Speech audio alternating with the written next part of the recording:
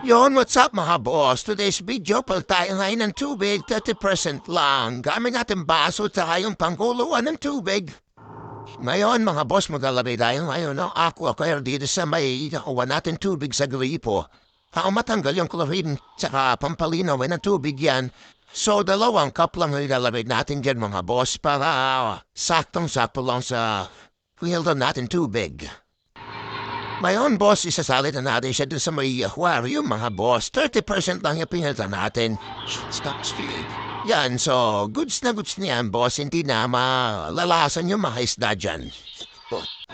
So, ngayon, boss, ayan, napilta na natin ng 30% na water yan. So, ayan yung mga pile natin, mga boss, na mga PKBM ka, mga moli. So, ito pala yung tubipex natin, pagkain natin sa nila. So, ito yung mga PKBM po natin mga nasa taas. Yan, nag-aantay lang tayo na mag-drop mga boss. Tapos, i-bebenta rin natin yan mga boss. Yan. So, yan. Okay na yan mga boss. Thank you for watching.